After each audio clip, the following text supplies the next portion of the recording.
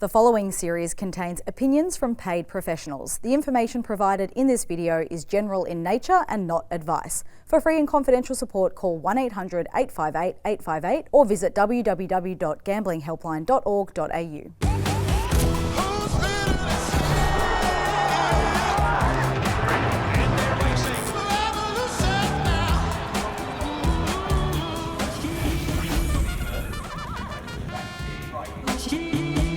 Well, can you believe we are only 7 weeks away from the start of the Melbourne Cup Carnival, which means over the coming months, every week there is going to be a few extra pieces of the Melbourne Cup puzzle that come into the picture. And Gator, it is our job on Cup Countdown to bring that to everyone's attention. It's such an exciting time of year, isn't it? Yeah, it is. Just 7 weeks, Dr. Grace. Great to be working with you. And there's so many angles to the race already this year, with obviously last year's hero trying to do it first up and who's going to arrive on our shores. So fascinating to see how it unfolds. Well, there is going to be so much in this changing landscape, but what we can do is start by talking about the winner of the race last year, who was emphatic in without a fight.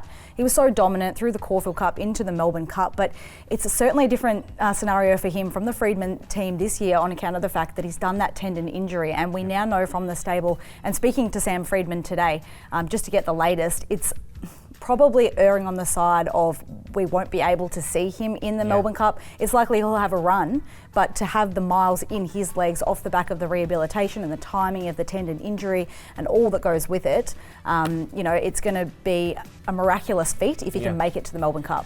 Yeah, agree. It's a big challenge, but it sounds like they're up for it. Yep. And he does have one thing in his favour. He's an exceptional athlete, so it's not as if he's has ineptitude in his athletic endeavours. He's a brilliant horse. We know that. So it'd be fascinating to see how he goes. It'd be fantastic to see him in the race because that would certainly stir up a lot of conversation. We know he's got the skill. He's the top weight with the weights announced on Tuesday as well. But with Anthony and Sam Freedman, they know how to condition a Melbourne Cup winner, and they've certainly got another one in their stable that is certainly on the path. And that is Point King, the winner of the Archer that we saw here at Flemington last Saturday. I mean, this horse has now got the golden ticket with 50.5 kilos on his back. Yeah, look, it seems like he'll need a lightweight, but what I loved on Saturday was his will to win. He was really in for the fight, wasn't he? Okay, he only beat Hit the Road Jack, but Berkshire Breeze and Mostly Cloud, he can tie into the Ramsden form, so it seems almost second level, but as you say, he gets in light. He does get in light, and they have got the method perfectly set out. There's a chance that we will see Point King race again in the Caulfield Cup, which is 5 weeks away because he was 5 weeks into this win. So they've got the timing worked out, so you take a lot of trust in that. He's certainly a fascinating runner in the race. Yeah, he is that. Well, to bring us up to speed with everything that is changing in terms of the market, let's check in with senior tab trader Tim Ryan. G'day Grace and Gator, it's great to be joining you for a tab Melbourne Cup betting market update. We saw plenty of changes over the weekend, including a new equal favourite for the Melbourne Cup in Warmonger. He was $21 before Saturday, and he's now an $11 equal favourite after his slashing first up run in the Makybe Diva. He's joined as equal favourite by Vauban, who remains an $11 chance. He was also very good over the weekend with a really nice run in Ireland. The other big firm, of course, was Point King. He won a golden ticket for the Melbourne Cup by winning the Archer, and he's been as much as $51 into $15.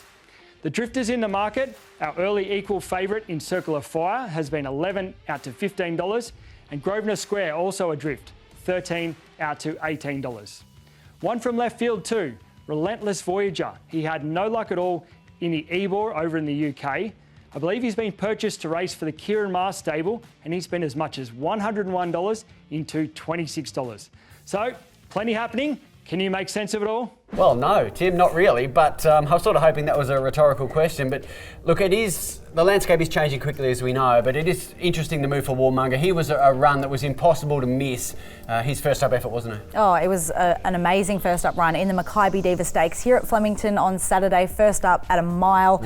Weight for age, this new season 4-year-old coming off what was an absolutely incredible win in the Queensland Derby. So we know that he's got the stamina and he's got that staying ability to be able to hopefully make his presence felt. Caulfield Cup looks to be the main goal for connections, but if you're going well in a Caulfield Cup, why would you not go on to a Melbourne Cup? Well, he seems like he's just a big endurance athlete. I mean, what he did in Queensland was extraordinary, so I don't think you can do that if you're no good. Absolutely. In terms of some of the other horses and races that we need to really be focusing in on to look ahead to potentially some of the key contenders. And let's talk about some of those others out of the Archer Stakes. Now, we've already spoken about Point King at the top of the show.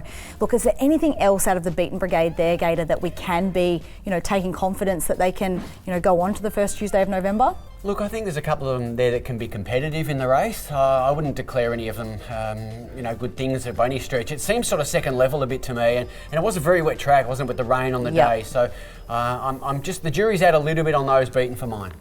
We have to also make sure that we do not miss what is happening overseas, because very shortly we'll have a lot of international horses out at Werribee in quarantine. We'll know a lot about them then, but just to see what's happening over the weekend, there's been some big moves in terms of horses that have cementing their places on the plane and into quarantine at Werribee. Let's talk about what happened at Doncaster in the St Ledger, the English St Ledger, and well, Aidan O'Brien, he's got some really good chances, and we saw Jan Bruegel and also Illinois for that Ballydoyle team fighting out the finish in what was an epic closing stages. It was a fascinating race, wasn't it? And they both fit the recent profile to some extent. Northern Hemisphere 3-year-olds, both very much on that upward trajectory. They left Grosvenor Square behind, who was an early favourite, as Tim mentioned. So it'd be interesting to see if they come. If they do, they're right in my thoughts.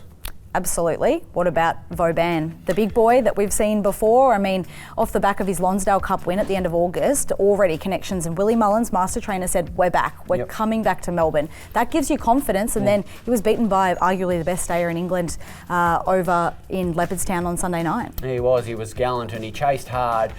I can't get his last year's fail out of my head. I mean, the last 200 metres in that race, which was brutally run, wasn't great, but they're saying he's a different horse now. They're going to train him differently. So it'll be fascinating to see how he can progress, because he's got to make up some 13, 14 lengths from last year. Well, we've taken a look at the week that was. Now, looking ahead to this weekend, what can we be looking at to help us with the puzzle of the Melbourne Cup? And Gator, there's a heap of races both at Caulfield and at Randwick. Yeah, there are some fascinating runners. Horses like Athabaskan have run well in the Sydney Cup. They probably would have liked to have seen Circle of Fire do more first up, but that was inconclusive, I think. So, as you say, some fascinating runners, and we'll get a clearer picture in the next few days.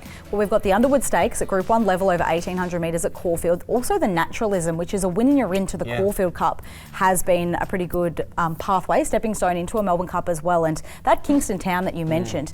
Now, there are two horses that I'm already identifying at bigger odds in the Melbourne Cup that I'm keen to be with, and both of them hopefully will take their place in the Kingston Town, in Athabaskan, who you referenced, and also Adelaide River, very unexposed from the Chris Lee's stable. So I'm excited to see both of them go around. Good call from you. That was a lovely return from Adelaide River, wasn't it? So we know sort of to some extent what Athabaskan can do.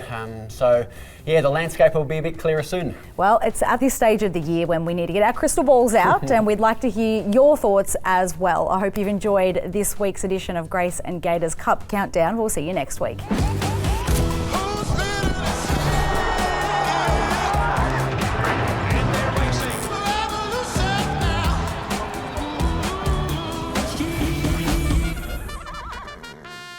You win some, you lose more. For free and confidential support, call the number on the screen or visit the website.